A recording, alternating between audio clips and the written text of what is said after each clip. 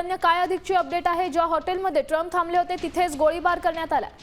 आपण बघतोय की अमेरिकेचे राष्ट्राध्यक्ष डोनाल्ड ट्रम्प यांच्या उपस्थितीत व्हाईट हाऊस करस्पॉन्डंट डिनरचं वॉशिंग्टनमध्ये आयोजन करण्यात आलं होतं। एका हॉटेलमध्ये या कार्यक्रमाचं आयोजन करण्यात आलं होतं।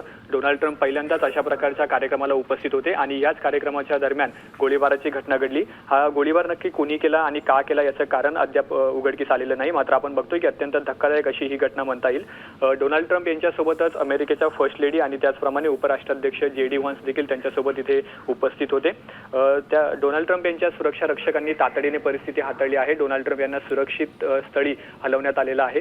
डोनाल्ड ट्रम्प या हॉटेलमध्ये थांबलेले होते आणि याच हॉटेलमध्ये व्हाईट हाऊस करस्पॉन्डंट डिनर अशा प्रकारच्या कार्यक्रमाचं आयोजन करण्यात आलं होतं। या कार्यक्रमासाठी अनेक मान्यवर देखील उपस्थित होते।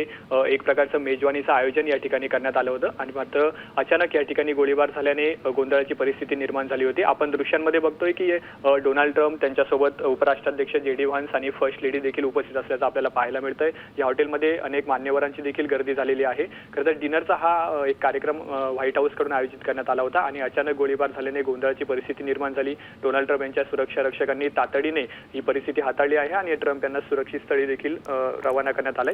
आपण बघतोय की काही दिवसांपासून मध्य पूर्वेत तणाव निर्माण झालेला आहे। इराण आणि त्याचप्रमाणे अमेरिकेमध्ये शांती वार्ता देखील सुरू आहे। मात्र अशातच अशा प्रकारची घटना घडली आहे। त्याचप्रमाणे आता याचं नक्की कारण काय आहे याबाबत जागतिक स्तरावर आता एक प्रकारे खळबळ निर्माण झाली। निश्चितच आता या प्रकारे पुढील तपास सुरू राहील। नक्कीच धन्यवाद चैतन्य दिलेल्या या सविस्तर अपडेटसाठी। तर गोळीबारानंतर ट्रम्प यांना सुरक्षित बाहेर काढण्यात आलंय असंही समजतंय।